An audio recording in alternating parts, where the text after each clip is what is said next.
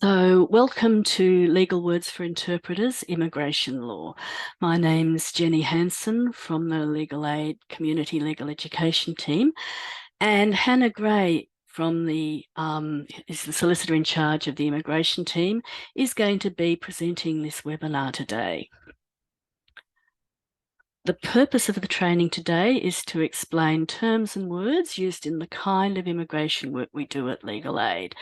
Just keep in mind, we do run other webinars, workshops and podcasts, and they focus on all sorts of areas of criminal, family and civil law. You can find previous recordings of all of this on the Legal Aid New South Wales YouTube channel. So we're broadcasting this webinar today from the lands of the Worimi and Gadigal people. I'm on Worimi land up near Newcastle, and Gadigal, Hannah is on Gadigal land. I'd like to acknowledge that the First Nation people were the first educators and lawmakers, and pay my respects to the traditional owners of these lands and their elders past and present. And I'd also like to acknowledge any Aboriginal people who may be online today. So just a disclaimer, this presentation is general information, it's not legal advice, and we won't be able to give any legal advice today. It's accurate at the time of broadcasting, but if you're watching this video back later, it may have changed. And we're broadcasting from New South Wales, so people from interstate and New Zealand, please keep that in mind. Immigration law is Australian federal law, so it covers all of the states and territories, but just keep in mind that processes and places to get help will be different in other states and territories. So in New South Wales, for legal help about a particular situation, just start with our team at Law Access New South Wales via the web chat, and you find them on the Legal Aid website, or you can call 1300 888 529. So we're covering today immigration work at Legal Aid New South Wales, and the words and terminology which cover some big areas of immigration law: judicial review, visa cancellation, citizenship, and we've just thrown in some other relevant terms that we thought could be useful for you. So what we're not going to cover today is just general interpreter training for working in legal settings and interpreters' ethical and professional responsibilities. Okay, so just some very general words that we have here. Immigration services are part of the civil law services at Legal Aid, and civil law covers a pretty big area. It includes finances, debts, accidents, property, employment. So at Legal Aid, we don't cover every area of civil law. We focus on those areas which impact on our target groups of economically and socially isolated and vulnerable people. Other areas of law are criminal law and family. So you'd know if a problem is criminal law as the police are involved, and family law is when relationships break down. So administrative law is an area of civil law that regulates government decision-making, including the reviews of government decisions. And at Legal Aid, we call that government law, and it includes the immigration services and our social security team. Just some other areas of civil law work at Legal Aid are discrimination, employment, consumer law about credit and debt issues, housing, particularly public housing, and help with appeals, and the Work and Development Order Service, which is a program for disadvantaged people to help them with their fines, and help them with undertaking ways to pay off their fines, such as unpaid work or courses or medical treatment. And we have a mental health advocacy service, which covers areas of civil and criminal law. Anyway, that's just an example of what we cover at Legal Aid. And I'm going to hand over to Hannah now to take you through the rest of this webinar. Hi, everyone. Thank you so much for being here. And before I kick off, I just wanted to thank everyone. I know that we certainly could not do our job without the assistance of interpreters and translators. And we really, really value your hard work and dedication. And I know it's a huge support for clients too, and accessing legal advice and assistance. So thank you on behalf of our entire team.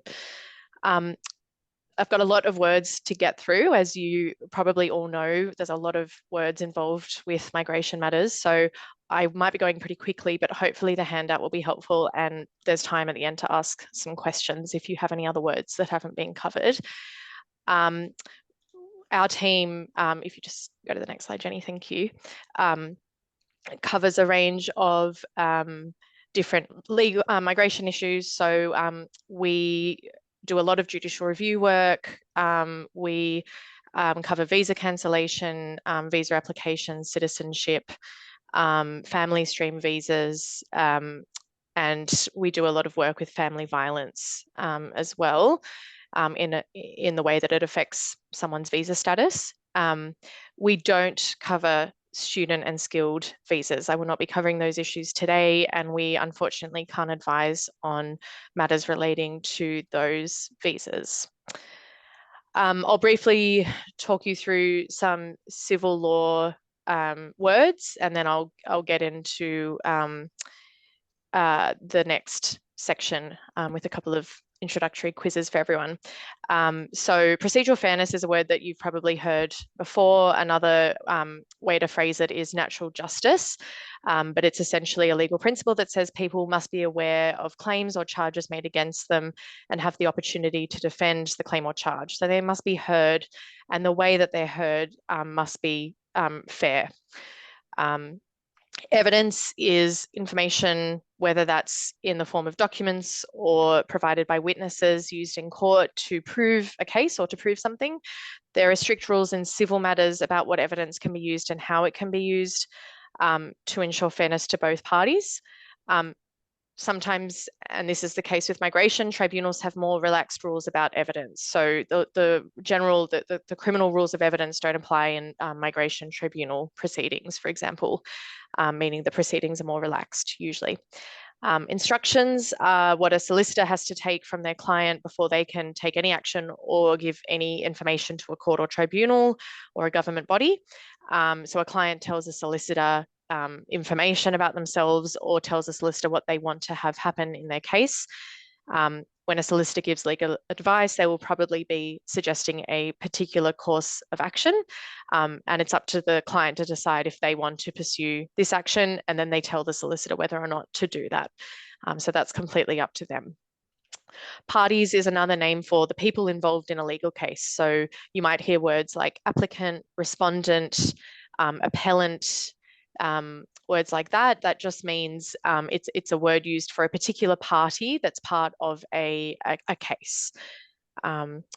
Confidentiality is one that I'm sure you're all very familiar with, as you're bound by similar rules, but lawyers like you must also keep information confidential. What you say to a lawyer will not be told to others unless you consent to that, or unless there is some kind of situation where the solicitor's rules tell us that we have to disclose information. That's very rare. We cannot tell courts what our clients tell us without the client's permission. Privilege protects confidential communication and confidential documents between a lawyer and a client made for the purpose of the lawyer providing legal advice, professional legal services, or as part of current or expected litigation. Migration agents aren't necessarily bound by that same level of confidentiality. A statutory limitation is a deadline for starting a legal action. In immigration, we don't necessarily use the term statutory limitation, but there are time limits that apply to our processes. Some time limits in migration are very, very short. For example, 9 days to appeal a cancellation decision to the tribunal, 35 days to appeal generally for review at the federal courts. Sometimes the limitation is as short as 3 days for particular matters. And some people might refer to that as a statutory limitation. Oh, sorry, I've already covered that, Jenny. I did that out of order. That's all right. I think we might be, yes, going to a quiz. Okay. So true or false, and you can just have a think about your answer, and I will then provide the answer to you. You don't have to share it in the comments. Administrative law is about wills and the legal process after people have died. Do people think that's true or false?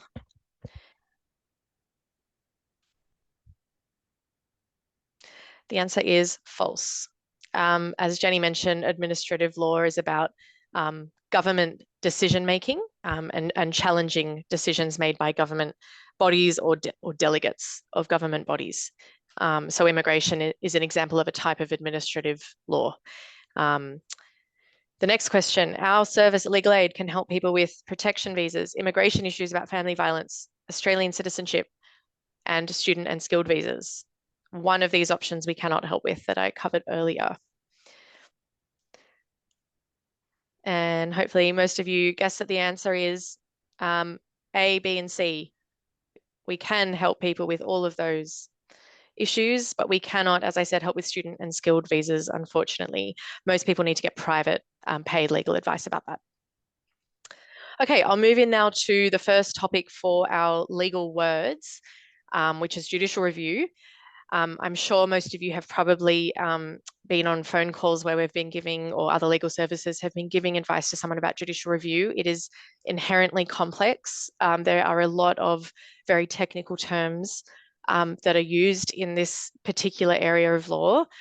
We generally try and not use those words, or we give an explanation. I'm going to go through some of those words now. The first of which is judicial review itself. That means, very basically, review of a decision to figure out if the decision maker made a legal error or a jurisdictional error. So, for example, they might have considered something irrelevant when they were making their decision, or there was something relevant that they didn't consider. Maybe they didn't follow procedural fairness requirements. They might have made the decision in what is considered an irrational or a legally unreasonable manner. Those are examples of jurisdictional error or legal error. So if someone's applying for judicial review, they're asking a court to decide if the decision was made in error. An originating application is just another word for an application that's made to a court for judicial review of a migration decision.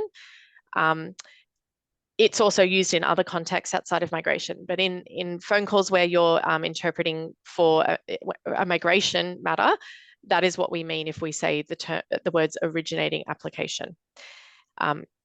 Similarly, an extension of time application is the same thing. So the person's applying to the court for judicial review of a migration decision, but they're applying outside of the time limit. So in most cases, that's outside of the 35 days that they have to apply for judicial review. They then need to ask the court for an extension of time. So sometimes we talk about that as being an extension of time application. An affidavit is just another word for a statement or a declaration. It's a sworn statement. It's witnessed by someone who is authorized to do so, usually a lawyer or a justice of the peace. It's used in most migration matters at the court by all parties involved.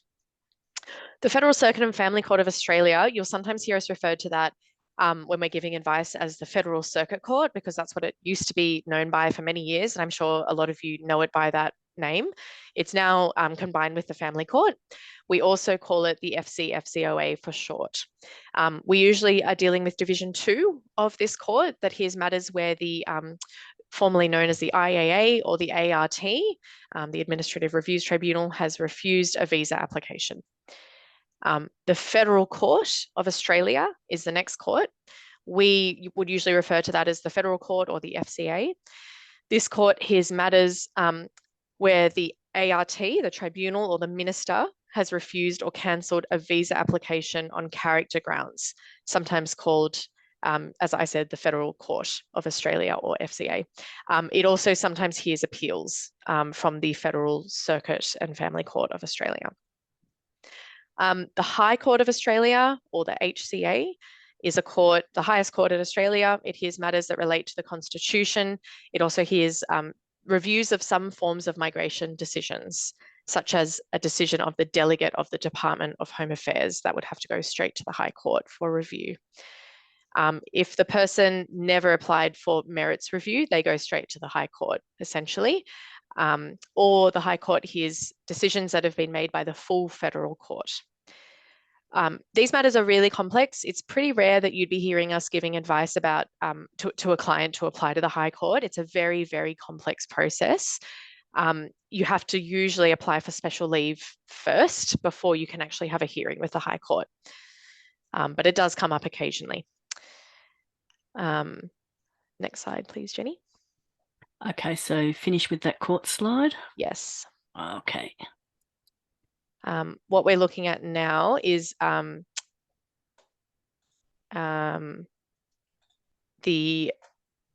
sorry, Jenny, I didn't realize. Could we go back to that Yep, flow sure. chart? Yeah, I'll jump in with this now. It's a bit complex. I'm sorry about all the arrows, but it is a bit of a complex system. I hope this gives you somewhat of an overview about how this process works. So usually a department delegate or the minister themselves or the assistant minister themselves will make a decision about a visa application or a decision to cancel an existing visa. That determines where you go next. Usually the more serious decisions or matters that involve someone's character or criminal history are where the minister or the assistant minister will personally make that decision. In those cases, the person has to go straight to the federal court to review that decision. Otherwise, they go through the process that you're probably very familiar with, where they go to either the ART or the Administrative Review Tribunal. For many years previously, until last year, they might have also gone to the IAA that I mentioned earlier, the Immigration Assessment Authority. That now does not exist anymore. Most of those matters then go to the Federal Circuit and Family Court of Australia, and any review processes after that would have to go through the Federal Court and up to the High Court. Sometimes decisions of the tribunal will go straight to the Federal Court and skip the Circuit Court. I'm not going to go into today exactly which scenario is which and what exact decisions go where. This is hopefully a helpful guide of generally how it works. And on our phone calls, we usually try and explain very clearly to clients what courts they have the right to go to. Thanks, Jenny. Okay, just before I do, I'm just looking at our question box. Oh, sure. There's a lot of housekeeping questions, so I'll just Okay. go over that again. You'll get a copy of the slides after this, so you'll all get an email after the webinar with a copy of the slides. We have our webinar set so that people don't see each other's questions. And you also won't be able to use the chat. So that's just the way this Zoom thing works for us. So that's it. I'll just go on to the next one. Thanks. And I can also see someone's asked what it means to apply for special leave. Basically, you're asking the High Court if they will hear your matter. So you're asking for leave of the court to have your matter heard by them in a final hearing. The High Court can say no to a special leave application, and that means it goes no further. Some other very commonly used words in the judicial review space. Registry is basically the team that deals with court administration. So you can file documents, collect documents, call, email, or visit the registry. There's a registry in every state or territory where there is a court, and they're really helpful. Filing is just another word for submitting a court document. Usually you do this via the registry's e-lodgement program. The Federal Circuit Court and the Federal Court both use e-lodgement. The High Court has its own special process for that. You can also file documents usually by post, fax, or in person. The document then has to be processed or stamped or sealed. So in a phone call to a client, if we're advising them about this, we might say something like, you will need to file your documents with the court, and then once they're sealed, you will receive a copy of those from the registry. So that's an example of the use of those terms. Stamping or sealing is just something done by the court to say, yes, everything in this document is right and it's been accepted by the court. That's a really important step in the process. Serving or service is a word that you've probably also commonly heard. Service is just the process of giving a document to a party as required by the court rules. Generally, in migration matters, this can be done by email. For High Court matters, it usually has to be service in person. So you physically have to go to the office of the law firm that's representing the minister and serve the document on them or give it to them. So what we might say is something like, once you've got your sealed or stamped documents, you need to serve them on the Minister for Home Affairs, and that can be done by email, and then we'd give the clients the general email address for serving any documents on the Minister. Orders are directions made by a judge or a registrar of the court. Parties must follow orders, or they have to apply for a change to the orders or a variation to the orders.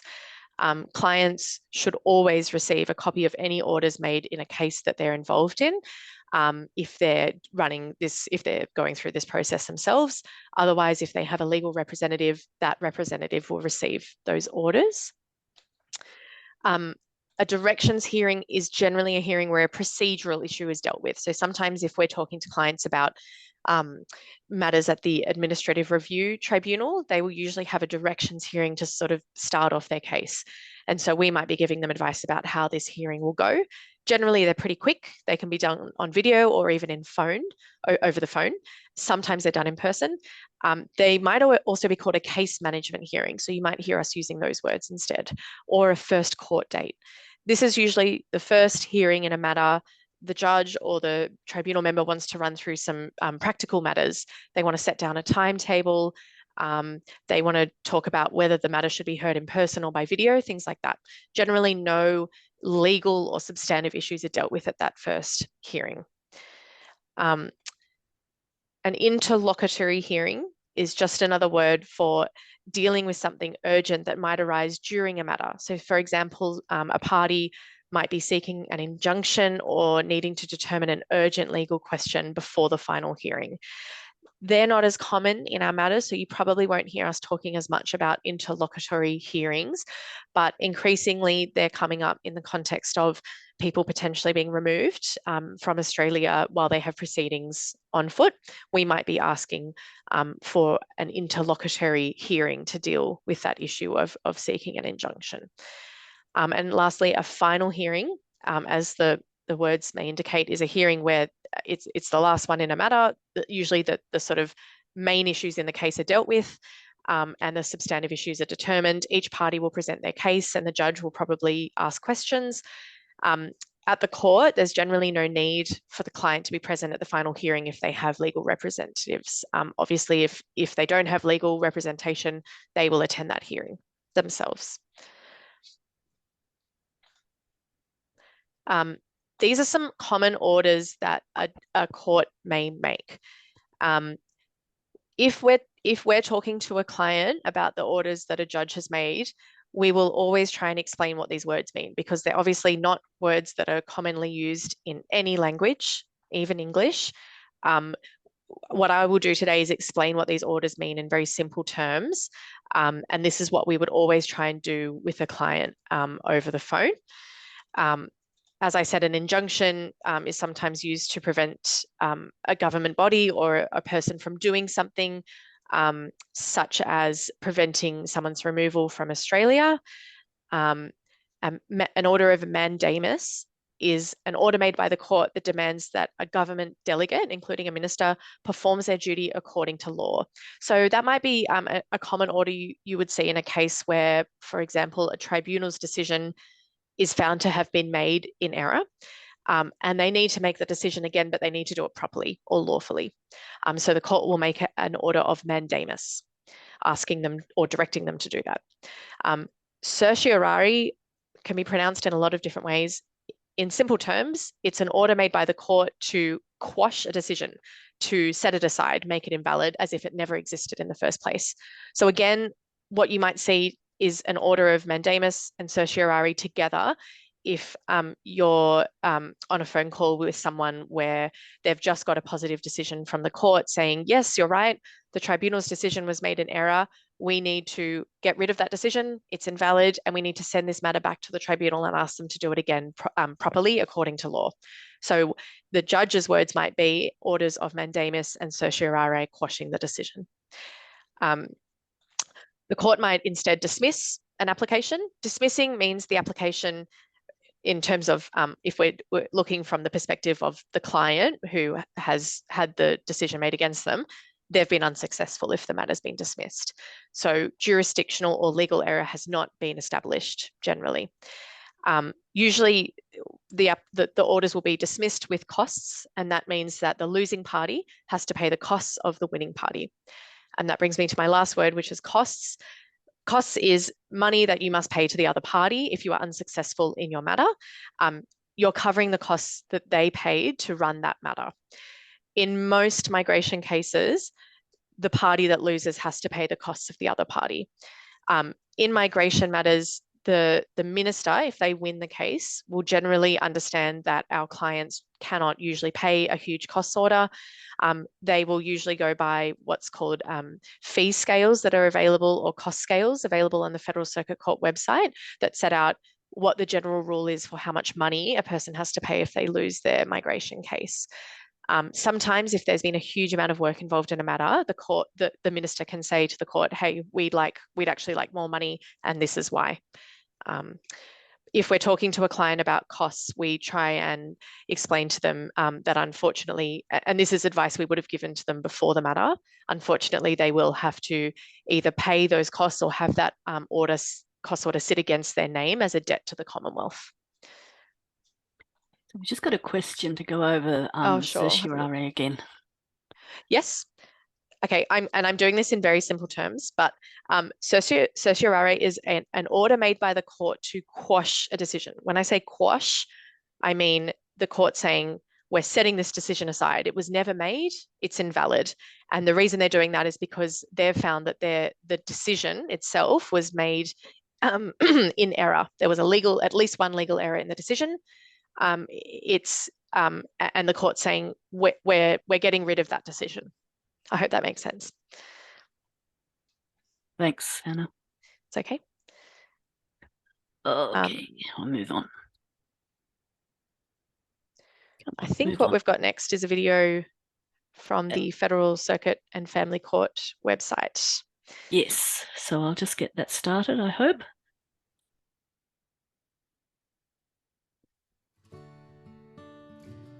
This video is for people who want the Federal Circuit and Family Court of Australia, Division 2, to review a visa-related decision. I believe a legal error has been made. Oh, sorry about that. A visa application. So, what can the Federal Circuit and Family Court do?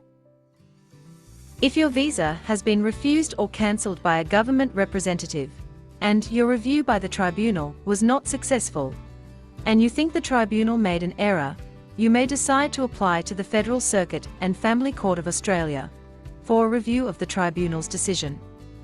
But only if you think the tribunal made a legal error. There are strict time limits for making an application to the court, usually 35 days from the tribunal decision. You cannot introduce any new evidence about whether you qualify for the visa. The court cannot review your entire case. The court cannot grant you a visa. It can only consider whether a legal error was made in the decision. This means the court is limited in what it can do. So, what can the court do? The court can assess your review application to work out: was the law applied correctly by the tribunal? And did the tribunal follow the correct legal process? If the court decides a legal error has been made, a judge will order that your matter be heard again by the tribunal. What is the court unable to do? The Federal Circuit and Family Court of Australia cannot grant you a visa. You cannot receive a visa from this court. What services are available to assist me? Establishing if a legal error has been made by the tribunal is often complicated. If you believe a decision maker has made a legal error, you should seek legal advice as soon as possible. The court cannot find a lawyer for you. However, you'll find helpful links for community legal services or legal aid via the court website. Otherwise, you can choose your own lawyer and pay for this service.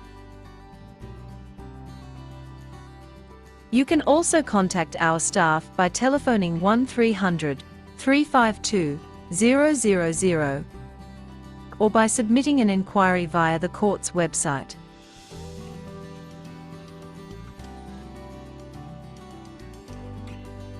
Court staff at the registry can help you with accessing forms or lodging documents.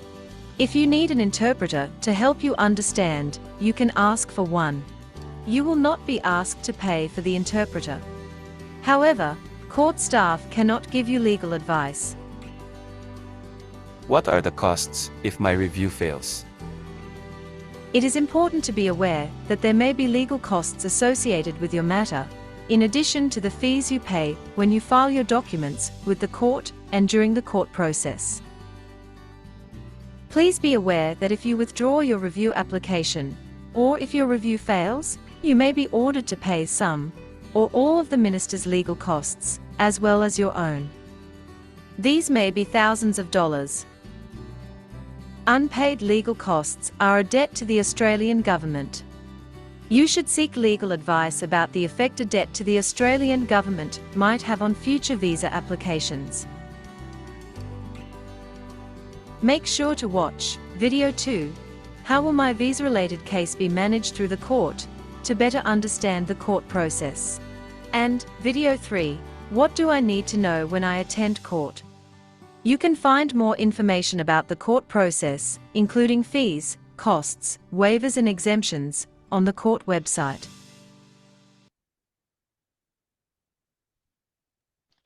Just before the break, Okay. Jenny, I might answer a question that came through Sure. during the video about costs. It's a good question about whether costs relate to just compensation for time and efforts or court costs. Generally, the costs order or the cost scales contemplate or include costs that have been incurred by the party in running the case. So that includes their time and efforts, and maybe payments they needed to make to a barrister to run that case, as well as including other party costs or other costs that were involved in running the matter. Those are separate to any fee that you have to pay to apply for judicial review. I hope that answers your question. Thank you. Great, thanks for that. And if you think of any other questions as a result of that video during the break, just type them into the Q&A. But we'll have a break for about 15 minutes and we'll come back at, in 15 minutes time, about 10:02, is that right? I think so. Yeah, let's keep going. Okay then. Thanks. So the next topic. I'll just get myself ready to get started. There we go.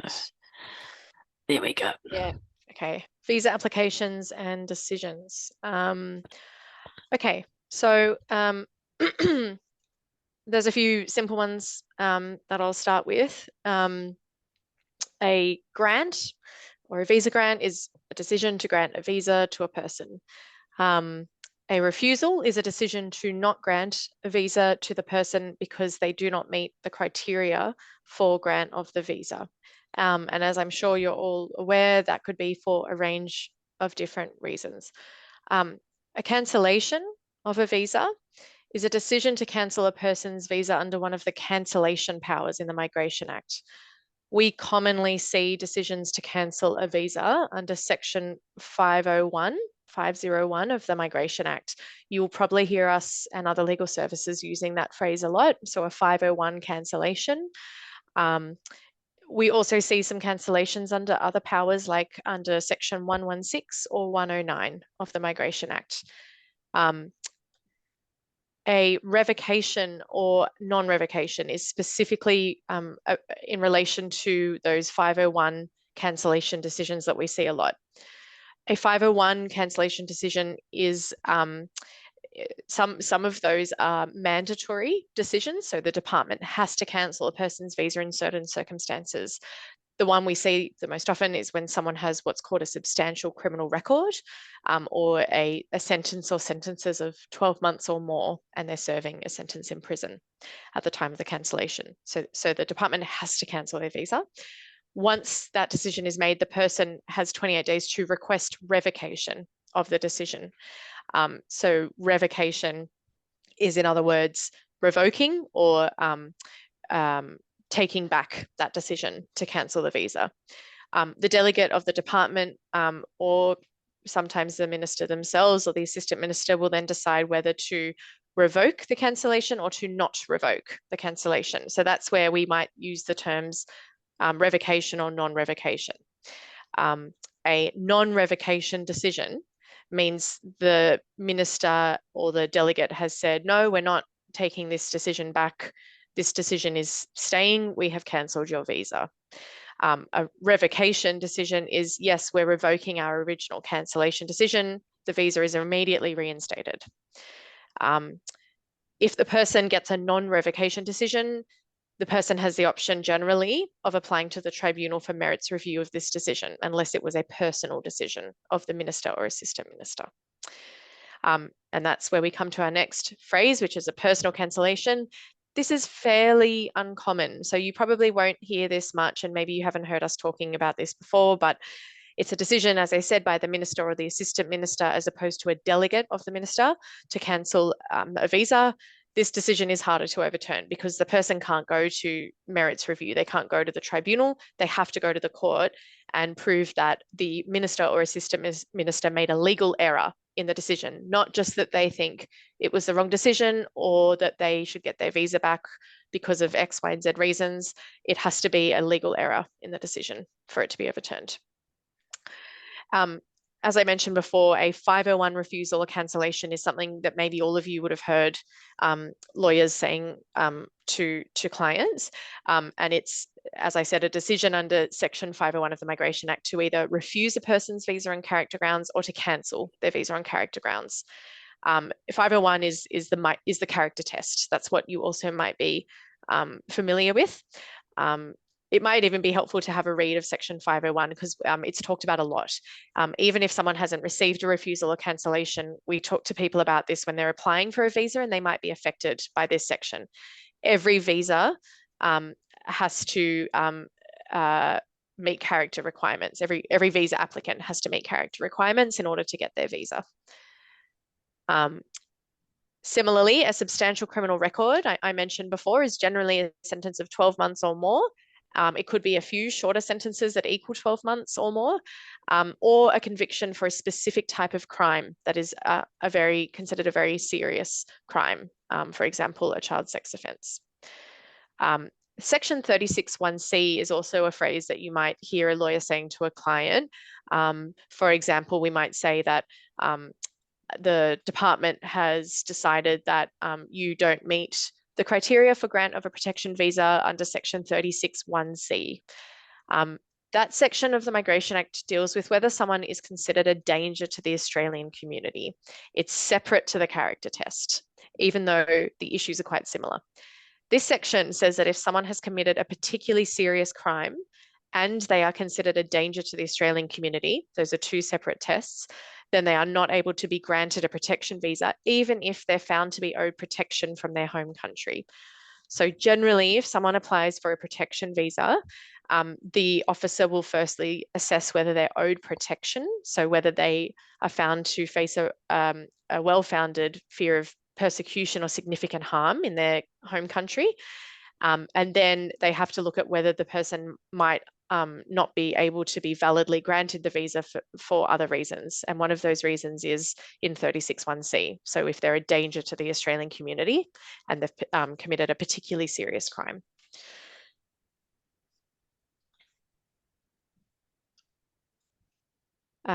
These are some further words about visa applications. A request for information or a natural justice letter is something that you might be hearing when you're interpreting, because I'd say most visa applicants at some point during their application process will get a request for information from the department. It's simply a letter outlining information that the department needs in order to assess the application.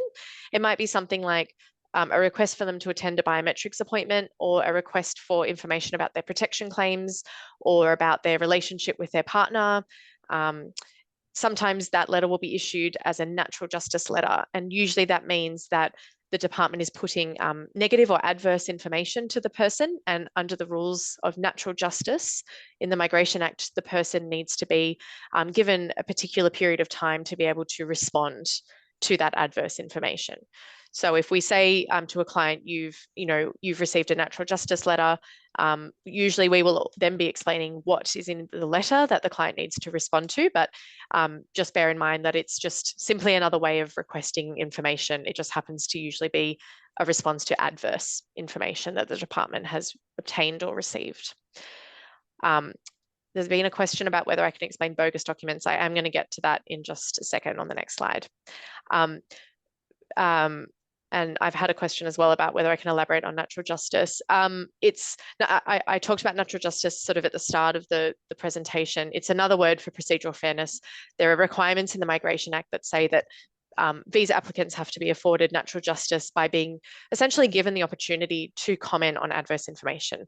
So for example, if the department has had an anonymous source tell them that the applicant's relationship with their partner is actually not genuine, the department is required under the Migration Act to put that information to the visa applicant usually in a natural justice letter, to give that person that procedural fairness of having the opportunity to be heard or to respond on that point. I hope that assists. VACU is a acronym that we commonly use for what's called the Visa Applicant Character Consideration Unit. That's why we use an acronym. It's a long name for the team at the Department of Home Affairs that essentially decides if a person passes the character test or not. What we might be saying to a client is that their application has been referred to VACU, and usually this will only be if there are character issues. And VACU will then make an assessment of whether the person's visa can be refused or granted. The ART, or the Administrative Review Tribunal, it used to be known as the Administrative Appeals Tribunal for a very long time until last year. It's now the ART. They conduct merits review of most decisions to cancel or refuse a visa. Many of you have probably been doing this for a while and have heard of the IAA, which is one of the other words on the slide. As I'll mention in a second, the IAA doesn't exist anymore and is now sort of part of the tribunal in a way. Merits review is basically where the reviewing body looks at all the documents in a manner, all the evidence in a manner. They can get new information, they can get new evidence, new documents, and they would generally conduct a hearing with the applicant, so the applicant has an opportunity to present their case. The tribunal, which is the sort of main body in migration law that conducts merits review, they make a new or a fresh decision about the visa. So while they will normally look at the decision of the previous decision maker, so usually the delegate of the department, they really are making their own new decision based on the evidence before them. The IAA was the Immigration Assessment Authority. It was created purely to deal with refused applications for people who arrived by boat in Australia within a certain period of time, about over 10 years ago, 2012, 2013. Many of you would know them as the fast track cohort of clients. The IAA was they conducted very limited merits review. They didn't have hearings. They made decisions on the papers. Last year they were abolished, and the tribunal is now the merits review body for these decisions. A couple of people have asked me again what VACU stands for, so I'll say that again. It is the Visa Applicant Character Consideration Unit.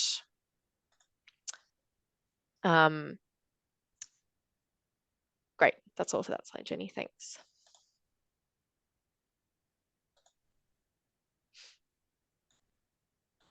A few other words, and if you have any others, please remember we have time for questions. The family violence provisions is another common phrase we use. These are laws in the Migration Act that say that a person who's experienced family violence at the hands of their partner, or whose child or children have experienced violence at the hands of their partner, can still be granted a partner visa if there has been family violence and if the relationship has broken down. Basically, even though there's no relationship, and generally that would mean that you couldn't get the permanent partner visa if there's no partner, these laws say that where there has been family violence and the relationship has broken down, you can still be granted the visa. A refugee convention claim and a complementary protection claim. These are terms that are very specific to protection visas. And I'm sure many of you have a lot of familiarity with these terms. They do mean two different things. So a refugee convention claim is a claim made under originally the Refugee Convention. That's now law in Australia under the Migration Act, but it's a claim to fear persecution on the basis of one of what we call the convention grounds. So for the reasons of race, religion, social group, political opinion, or nationality. Those are considered to be refugee convention claims because those claims are taken directly from the Convention on Refugees. Compared to that, a complementary protection claim is a claim to fear significant harm in your home country that doesn't necessarily fall into any of those categories that I just mentioned. For example, someone might fear harm from a former partner in their home country who has perpetrated domestic or family violence against them. Now, that isn't necessarily a fear that's based on someone's race, religion, political opinions, or nationality. They might be considered to be part of a social group of people who've experienced domestic violence, but more likely that will be a claim considered under the complementary protection regime. When someone's making a decision about a protection visa application, they have to consider both if the person has a refugee convention claim and if they have a complementary protection claim before they make that decision. A PIC, or a public interest criteria, these are the additional requirements that apply to most applications for a visa, and they must be met for the visa to be granted. They are found in the migration regulations. Some examples are that someone for many visa applications must have a valid passport or a reasonable explanation as to why they don't have one, and they must not provide a bogus document. Someone in the questions has asked for an explanation of the term bogus document. And that's why I've brought that up here, because one of the public interest criteria for many visa applications is that the person has not provided a bogus document.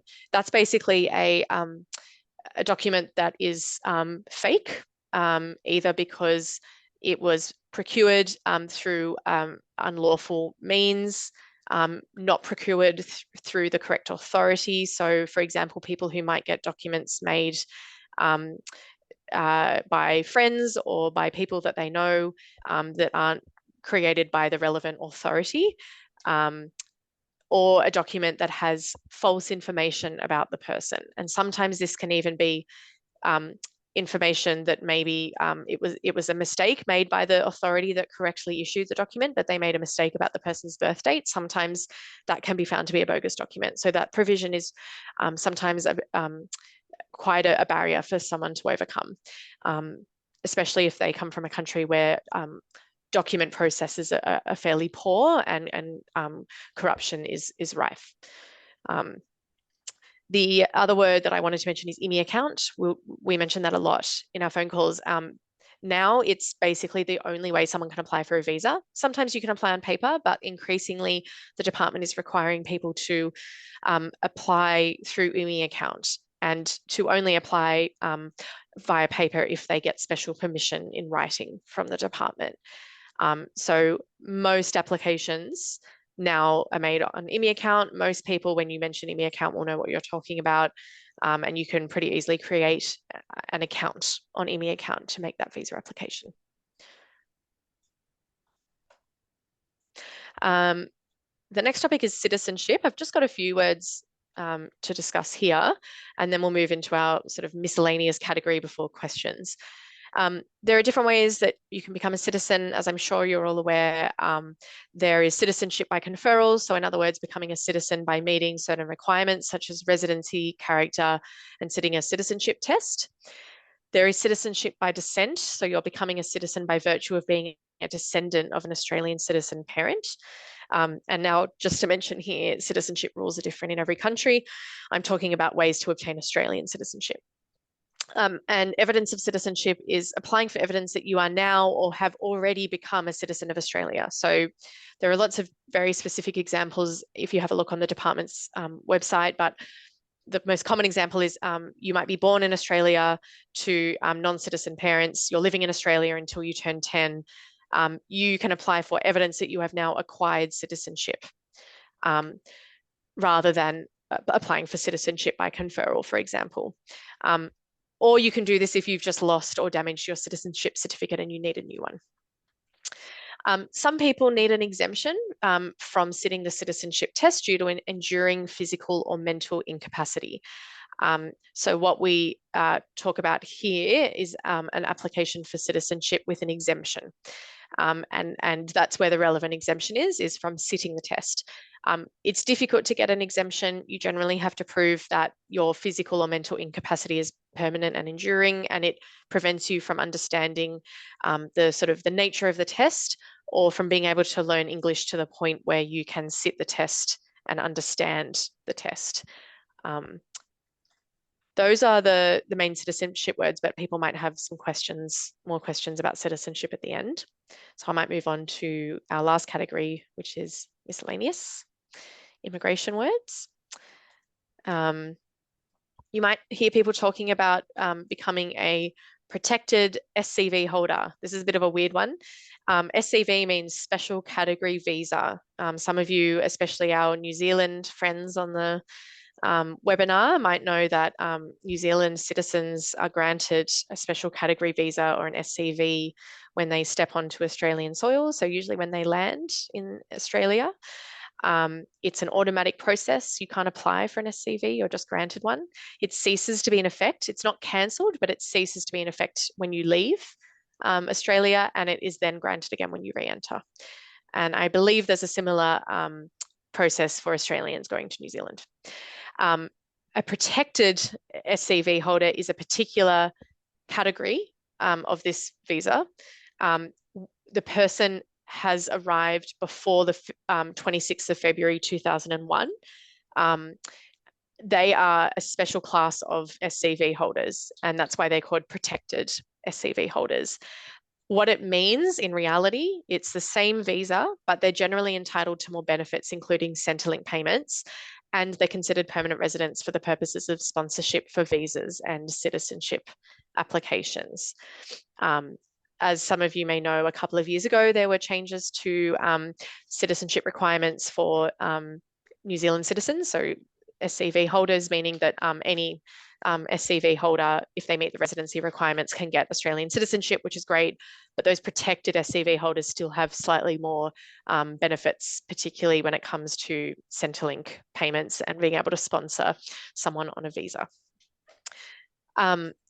A humanitarian visa is different to a protection visa and in a number of ways. Humanitarian visas are what we sometimes call like 200, 201, 202 visas. So there's a sort of series of about 4 different humanitarian visas that you can get. They are granted offshore, whereas a protection visa is granted onshore or in Australia. They're granted to people who need to be resettled in Australia because they're experiencing persecution in their home country, or they are at risk of significant harm in their home country, and they cannot, often they need to be living temporarily in a third country where they are also experiencing some form of persecution or discrimination.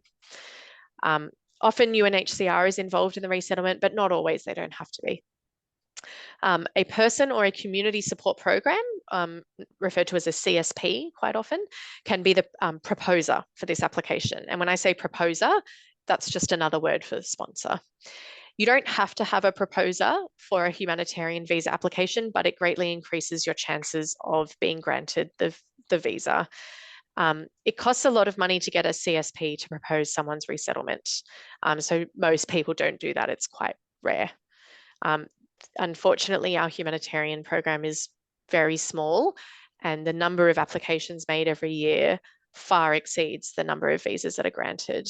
I think last year the statistics were that about maybe in the hundreds of thousands of visa applications for the humanitarian program were received, and less than 100,000 were granted.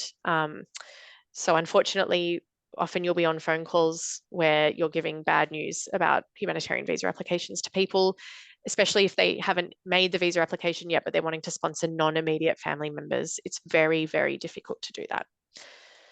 A protection visa, I covered sort of briefly in previous slides. As I said, you need to be in Australia when you apply and when you're granted that visa. It is also called a refugee visa quite often, because the person needs to be found to be a refugee or owed complementary protection to be granted the visa. There are a few types of protection visas. Sometimes we'll call it an 866 visa because this is the permanent protection visa subclass. We might also call them a TPV or a SHEV. I'm sure many of you have heard those phrases. Those are the sort of temporary protection visas that generally were granted to people who arrived by boat who were not legally allowed to apply for permanent protection. Sometimes we call them safe haven visas as well. A SHEV is a safe haven visa. They last for either 3 or 5 years, whereas the 866 is permanent. A bar is another word for I guess a legal limit or barrier to doing something in the Migration Act. So generally, a bar in the Migration Act will stop a person from applying for a visa. There are a few different bars that we might talk about in a phone call with clients. Sometimes if a client's had ever had a visa refused or cancelled in Australia, we will tell them that there is a bar under Section 48 that stops them from then applying for other types of visas. Sometimes if they've been refused a protection visa, there's a special bar that stops them from applying for another protection visa. So that's the context where you might hear us talking about a bar. It's basically a barrier or a legal limitation on what someone can do. And lastly, ministerial intervention is basically asking the minister to use their powers under the Migration Act to intervene and do something for someone. For example, the minister has powers to grant someone a visa, any type of visa, whether or not they meet the criteria for that visa, give them permission to apply for a visa. So sometimes that's referred to as lifting the bar. So literally the minister has intervened, stepped in, and lifted that legal barrier that's stopping someone from doing something. They can also substitute a decision of the tribunal with a more favourable decision. So in other words, if a tribunal said, no, you can't have this visa, the minister can step in and say, yes, you can, or they can say, here's a different visa. Ministers rarely exercise their intervention powers. It's quite rare, and the case generally has to be very compelling for that to happen. Okay, shall I give your voice a rest? That'd be great. Thank you. Okay, we've just got a bit of a crossword quiz here. I won't ask you to send in answers via the question box, but just have a look at it, and then in a couple of minutes I'll read out the answers.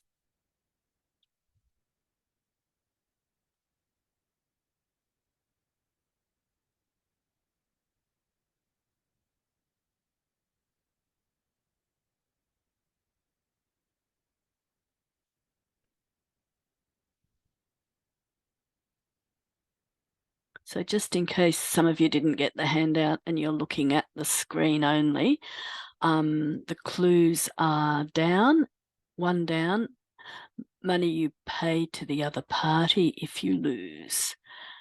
Then 2 down is where a court orders the application has been unsuccessful. And 4 down is a court order that tells you to stop doing something. And then the across clues are 3 across. A body that hears disputes, that is not a court. And then 5 across is to set aside or make invalid a previous decision or finding. 6 is giving a document to another person following the court rules. And then 7 across is a sworn statement witnessed by an authorised person.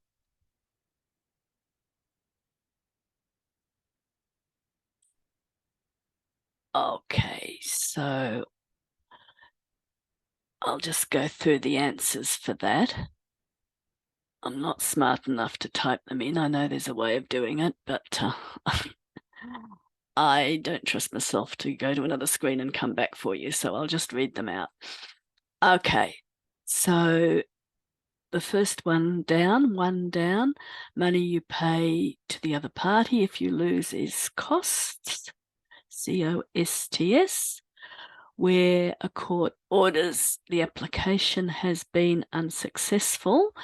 And there's lots of different words to this, but the one that fits in here is dismiss, DISMISS. And then a court order that tells you to stop doing something. It's one of those very complicated words we went through earlier. So this one was injunction, INJUNCTION. And then across, 3 across, a body that hears disputes that is not a court. Tribunal, TRIBUNAL. Set aside or make invalid a previous decision or finding. And that was the simpler of those 2 very complicated words. It's quash, QUASH. 6 across, giving a document to another person following court rules. Service, SERVICE. And finally, number 7 across, a sworn statement witnessed by an authorised person. And that is affidavit, AFFIDAVIT. So thank you for playing along with that. And what we might do now, I can see a few people have put some answers in the box. That's great. Thank you very much. What we'll do now is we will go to questions. So here's your chance to ask Hannah some general questions about things we have or haven't covered today that you'd like to know the answer for.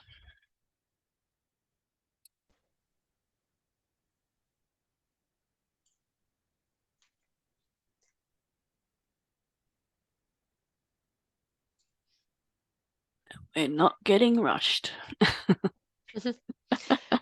Yeah, if you have a word that has been on your mind that I haven't covered, you can just pop the word in the chat, and I can try and give you an explanation of what it means. So Hannah is not available to answer questions after the webinar. So, you know, if you suddenly think of something afterwards and want to ask a question, I'm afraid it's too late. So please get your questions in now.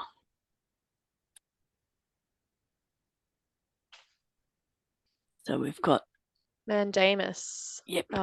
Yes, we covered this one earlier. I'll just explain it again. So it's an order made by the court that demands that a government delegate or a minister perform their duty according to law.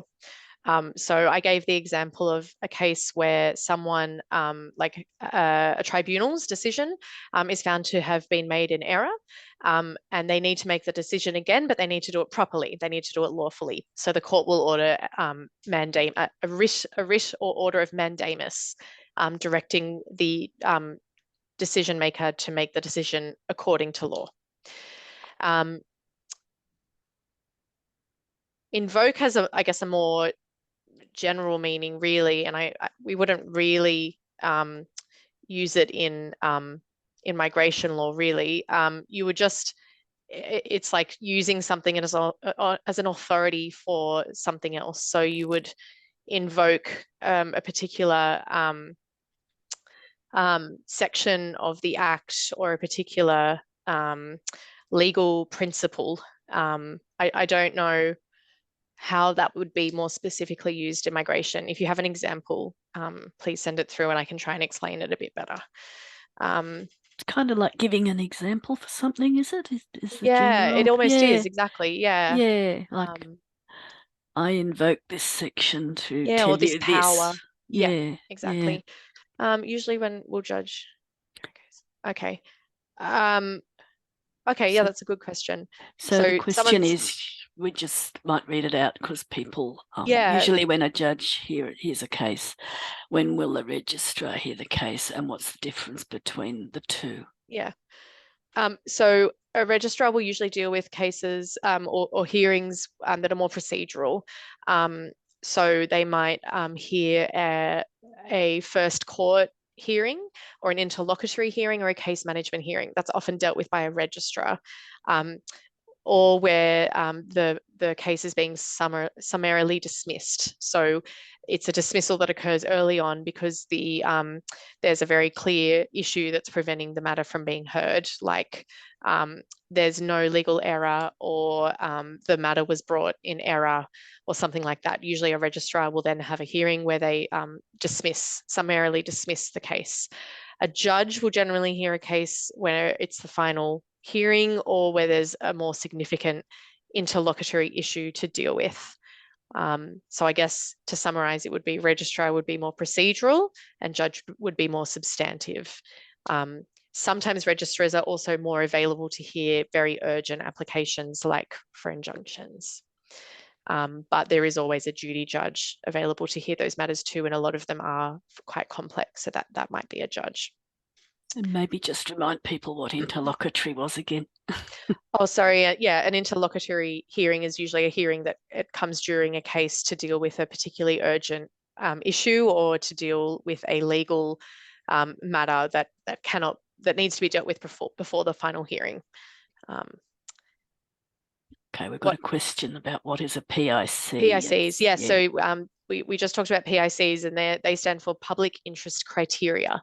So they're found in the migration regulations, and they are additional requirements that need to be met for grant of particular visas. So for some visas, there's the usual requirements about what you need to, what criteria you need to meet for the grant, but then there'll also be an additional section saying must meet PICs 1, 3, 7, and 8. They're numbered. And so the person has to meet all the requirements plus those 4 public interest criteria. If anyone's interested in reading through them, they're available in the migration regulations in Schedule 4. And it's not too long a read. There aren't that many of them. Okay, so... I've got a few more. Sorry, I hadn't scrolled down. Yeah, so someone wants to know about where to learn legalese. Yes, if only we knew. But we do. I know. If you find out, could you tell me? Because there's still a lot of words that I don't know. It's tricky. I think you learn from just hearing it used over and over as an interpreter. I imagine you'd learn things just from understanding the words as you interpret them. I don't know if there's a particular easy guide. I would imagine usually I'm sure you thought of this, but Googling the word, having a look on the tribunal has a guide to refugee law in Australia that would probably set out the meanings for a lot of words that are particular to protection visas. The court has great resources. As you saw, those videos are very helpful. That's probably a good starting point, I'd say. Prima Yeah. facie literally means, translated means on the face of it. So, or at first glance. So I'll use an example in a migration context would be if someone has a prima facie claim for protection. It means that if you really briefly looked through their statement about their protection claims, you'd say, oh, it looks like there is something here. It looks like they do have genuine fears returning to their home country. That's one example of the use of the phrase prima facie, but I think it helps to understand that it does mean like at first glance or on the face of it. Okay, so we've got this pesky vacuum again. Vacuum. Okay, I'll say it one more time.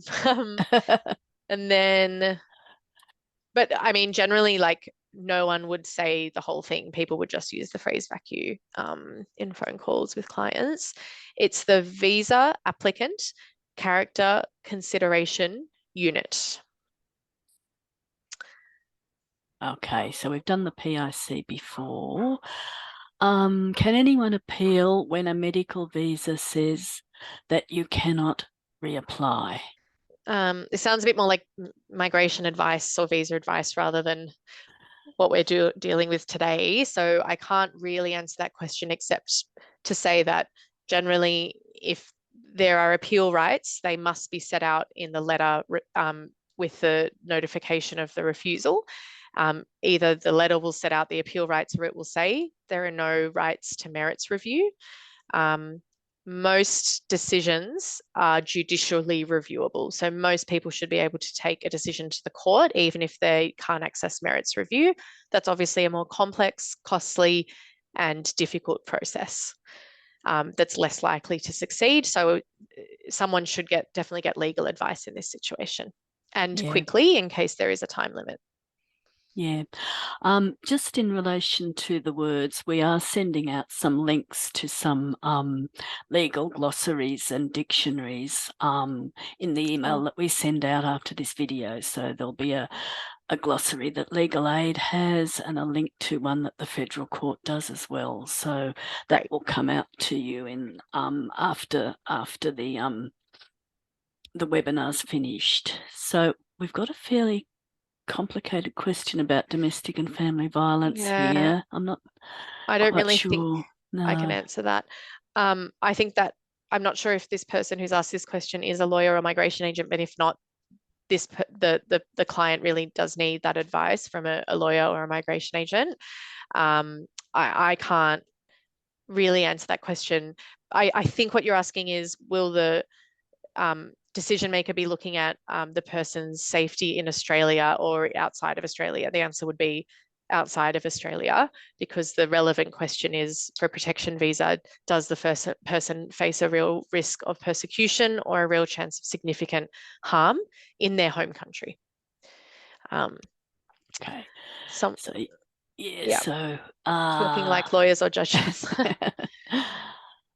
I mean, judges and lawyers, that's again, I think a matter of just being in the practice for a while, I'd say. Someone wanting to know about how.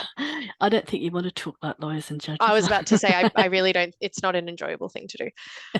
Now we have a question about legal aid, which is the Yes. most common civil law issues clients currently seek assistance with.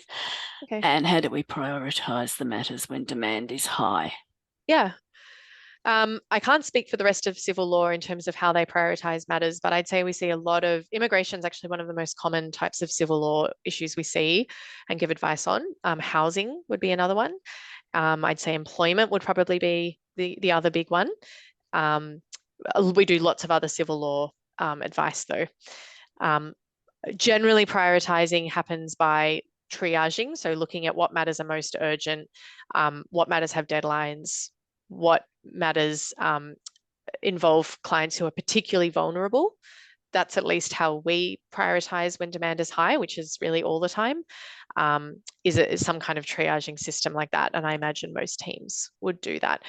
Sometimes if demand is way too high, we do have to sometimes close a couple of clinics or reduce our capacity temporarily. And that's the unfortunate reality of you know, the communities that we service, is that demand is always high. Yeah. If court orders mandamus and certiorari, is there any penalty to any party? I think I understand that question. There's no there's no sort of additional punishment or penalty made against the party. That I imagine what you're asking is, if the court says this decision by the tribunal was made in error, is there any kind of additional punishment for that decision maker? The answer is no.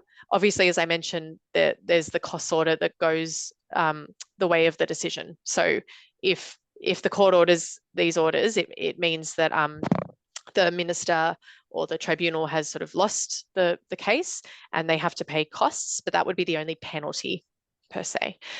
Occasionally, where there is very seriously negligent conduct on behalf on the part of any party, even like a lawyer for the applicant or the client, then there can be a personal cost order made against someone.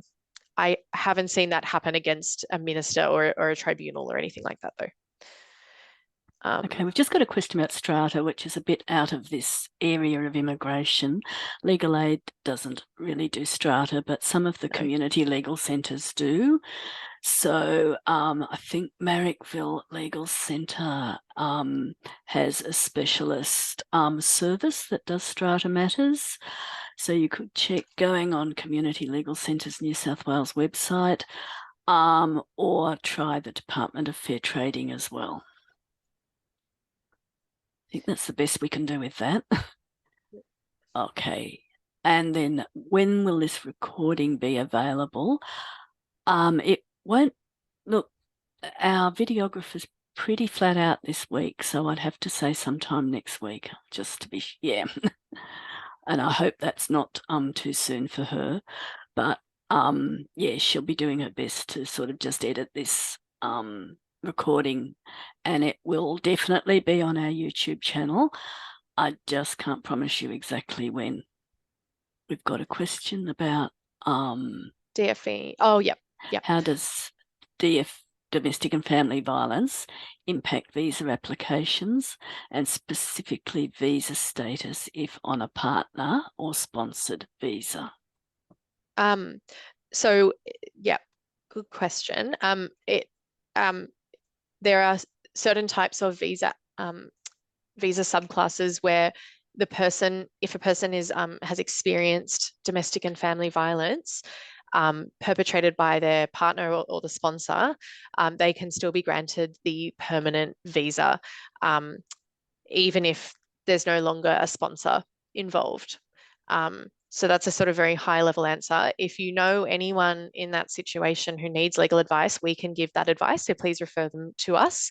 But yeah, I guess initially this was only available to people who applied for partner visas, but the department recently expanded these family violence provisions that I mentioned before to other visa types, including some skilled visas and some family stream visas. So quite a few people who are victims of domestic and family violence can hopefully still get granted a permanent visa in those circumstances.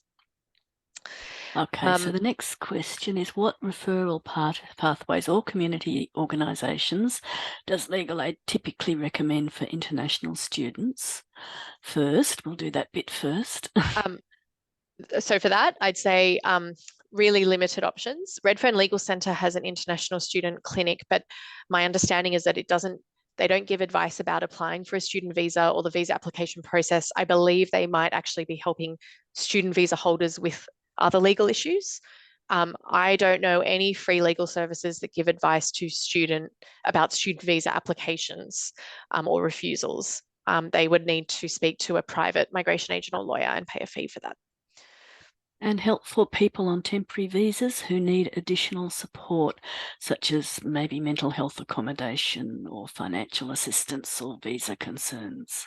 Yeah, great question. So our team has a caseworker or a social worker who can provide that additional support to people in terms of linking them with services and providing assistance with those sort of non-legal needs. There are quite a few community organisations that can provide this support too. There's obviously a lot of crisis support that we refer people to.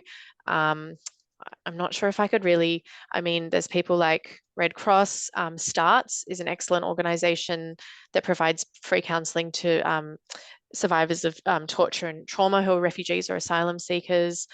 There's the Asylum Seeker Centre in Newtown. There's some settlement services organisations, Life Without Barriers, Settlement Services International, that are contracted by the Department of Home Affairs to provide this support for particular visa holders. And then there's a bunch of other amazing community organisations that do this work as well. Sorry, there are just so many that I probably can't name them all. I mean, I don't know if we can send something out to people, because we have a pretty good list of them. Okay, we might be able to add that into the into what we send out. Perfect. But yeah, it is good for you people to know that Legal Aid does have social workers who can help with that. Also, that's in our refugee service too, I think, as well. We have a refugee service as well. Yes, the refugee service also has a social worker in their team that can similarly provide that sort of support to these, I guess, links to these services, and some non-legal support as well. It is limited to only people that we're representing, just to be clear on that. So that's why we do often refer people to some of the amazing community services that are available. Yeah. Someone would like the link for the glossary about domestic violence cases. I think hopefully the word glossary has some words used in that are specific. Yeah, I can't send a specific glossary, but hopefully the words in there will cover that area. Great. And then I can't really answer the next question. I can't really say with certainty whether someone from a particular country so can so get people know. Yeah, it really depends on the individual person's circumstances. There is no country where someone will absolutely be guaranteed to never get a protection visa. Okay. In the same way, there is no country where the person is guaranteed to get a protection visa. It really depends on their circumstances. Now, someone wants a bit more information about merits review. Yep. The tribunal probably have a really good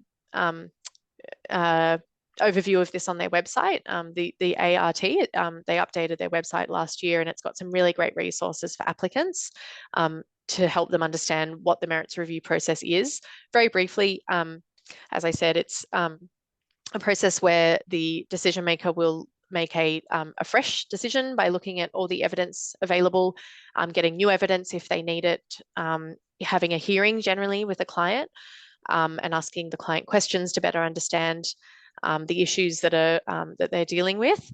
And that's why it's called merits review, because the decision maker is reviewing the merits of the case, the specific facts and circumstances of the case. They're not just looking at whether the decision, the previous decision was made in error. They're sort of looking at everything fresh. I would definitely recommend going to the ART website, which is in our links at the end, to have a better look at that. So we've just got a question. It's sort of asking what interpreting translation agency Legal Aid uses, I think. Yeah. TIS. Yeah. Okay, we mainly use TIS, but in community legal education, when we give talks, we also will ask a range of agencies. So we don't we don't always use TIS. No, we don't. Yeah, but mainly. Yeah, we sometimes use other services as well. Yeah, whole range. I think, have we come to the end? One more question. Oh. Or not, a couple more. What forms of evidence can a person with a disability use when applying for citizenship? Yeah, good question. So I imagine what you're asking is when they're applying for citizenship with an exemption from sitting the test due to their disability. I hope that's correct understanding of the question. The evidence requirements are quite specific, so I don't want to I guess I'll give a very brief overview of that, but the person who is applying for this really needs to get legal advice to understand it better, because it depends on the type of disability as to what evidence is needed and from who. So for example, sometimes if someone has a mental health incapacity or disability, they need to get a letter from someone who is specifically accredited with a particular body or who has been practicing for X number of years. Like it's quite specific. And I can't give a very specific answer to that because of that, but the requirements are on the department's website, and people definitely should get legal advice if they're doing that. Okay, the next question is how do we, I think just make it immigration, because rather than the whole civil law division, how do people in your team, Hannah, collaborate with internal and external services? I guess we both formally and informally collaborate with internal teams. So we have lots of communities of practice where we knowledge share between the teams. We go and speak to each other in the office. We refer matters back and forth. People can often run matters in other civil law teams to develop their skills in that area. We share resources where they're sort of helpful across the division rather than just specific to a team. We have an entire APS network, or Allied Professional Services network, of staff that are spread out across all of legal aid, not just civil law. But civil law has a whole team of amazing allied professional staff that have created a lot of really strong relationships with external community support organisations and do a lot of the referrals back and forth between there. Speaking from an immigration team perspective, we have really strong relationships with a lot of external community organisations that refer matters to us, and we often conduct CLE, community legal education, with those community organisations about emerging issues in migration and sort of commonly seen issues for particular communities. So I guess in that way, we're trying to connect clients with these organisations to ensure that their non-legal needs are being met, and having APS staff within our teams is just absolutely invaluable to ensure that our service delivery is holistic as well. Thanks, Hannah. We've just got a comment advising legal aid lawyers maybe not to talk so much for interpreters who need people to stop. We definitely take that on board. We have had training. Yeah. We have had training from through TIS, and I think we had some training through Services New South Wales, Multicultural Services as well. But yes, it is. I agree. It must be very frustrating for interpreters. Yeah, absolutely. We try really hard to do that and make it clear when we're pausing for you to interpret. Like we'll say, I'll stop there for the interpreter. But I think we've all been definitely guilty of trying to just finish a sentence and it goes for too long. So I appreciate it's very difficult to be taking all of that in, translating it, and then interpreting it as accurately as possible. So yeah, definitely within the immigration team, we've all worked with interpreters for a while and really focus on trying to make our advice as clear as possible and in short sentences for you. Yeah. Okay, so that has come to the end of our questions, and I just wanted to thank everyone very much for joining our webinar, and a special thanks to Hannah for her presentation and answering all of those questions. You're going to get an evaluation survey in the emails that we send out to you at the end, and we'd really appreciate your feedback. I've noticed there was a comment about the time for this webinar. We were always struggling with that. This time we tried to do a time so that people could get to school to pick their kids up. So maybe it was a bit inconvenient for people over lunchtime, but that was the reason this time. But we're happy to take any feedback about times. And you'll also receive information, a handout of the slides and information about resources we've talked about. And as we've mentioned, you can look at the Legal Aid YouTube channel for this webinar and other webinars. And Also, feel free to join our Law for Community Workers program, and you can sign up for alerts and follow podcasts, find out about future training, and even request your own workshop for your own workplace or community group or school. So feel free to scan the QR code there, or there's the bit.ly link as well, but we'll send all of that out too. So we have come to the end, and thank you very much, everybody.